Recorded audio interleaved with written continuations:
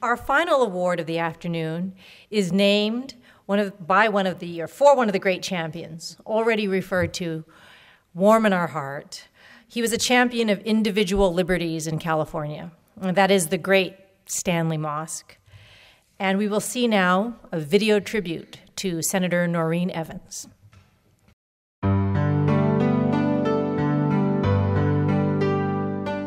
The Stanley Mosk Defender of Justice Award honors individuals in government for significant contributions to advancing equal access to fair and consistent justice.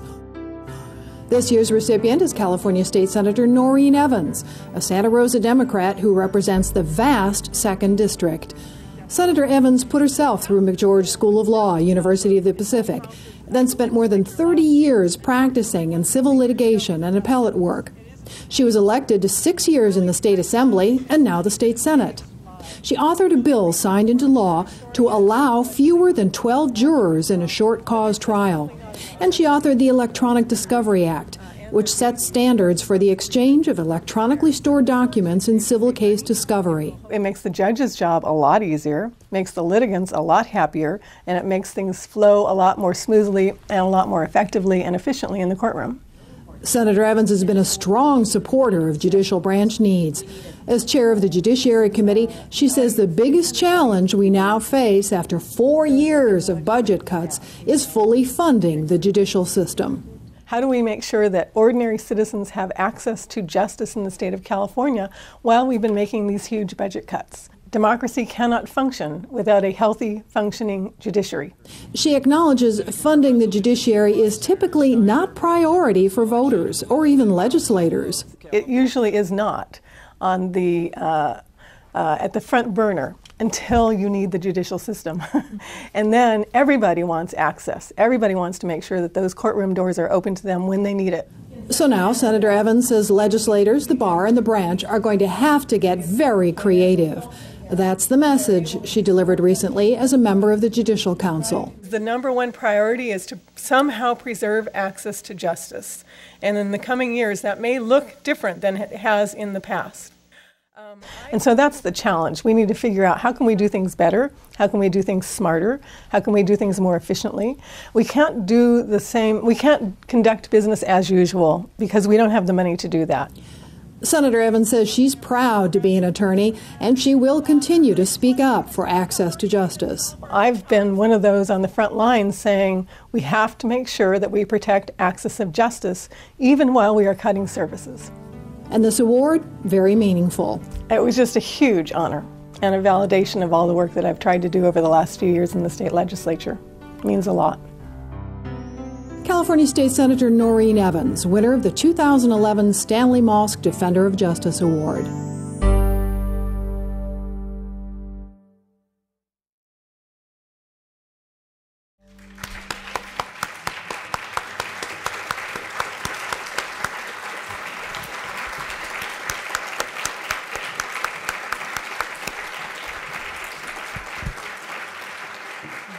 Before Senator Evans takes this award, I felt it very important to say, but wait, there's more. And that is, she is the first woman to receive this award in the history of the branch. How fitting.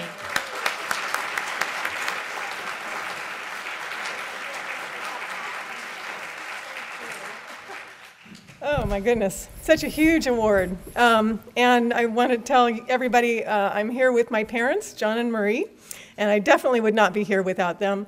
I think my parents heard me say when I was growing up, "It's not fair," so many times. I think it was no surprise I was born a lawyer. I'm also accompanied by a lot of my friends from Santa Rosa and my very hardworking staff from Santa Rosa and the Capitol. And I would have been here, or my oldest daughter would have been here with us tonight, but she is finishing her finals in her 3rd year of McGeorge School of Law. So she sends her regards, but she's studying hard. And Justice Roby, if you ever find her in your classroom, I hope you put her through the ropes. And don't tell her I said that. But thank you so much. I mean, this means so much to me. I've already said what I wanted to say tonight in the video. I hadn't seen the video in advance.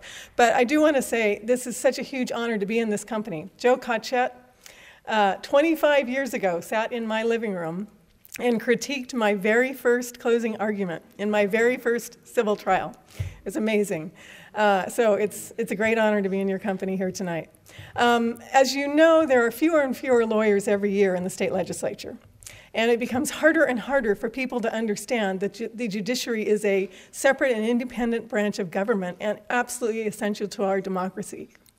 There's even fewer of us that have actually had active courtroom practices. And so this is an ongoing challenge. And in a time of budget cuts where it really is a zero-sum game, and those of you that saw my budget presentation this morning understand how small a piece of the pie the judiciary actually gets, and that is shrinking every year, it becomes harder and harder for people in the legislature to understand why we should give money to the Chief Justice and this huge operation.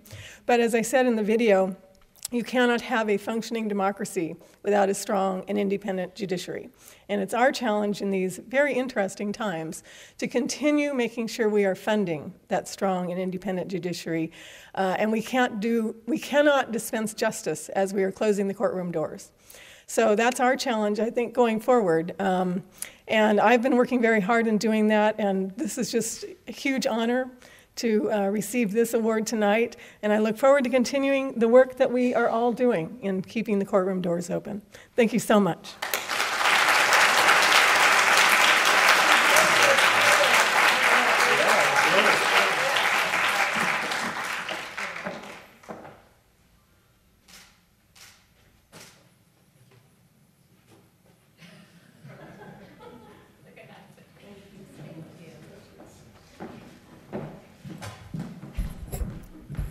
Congratulations, Senator Evans.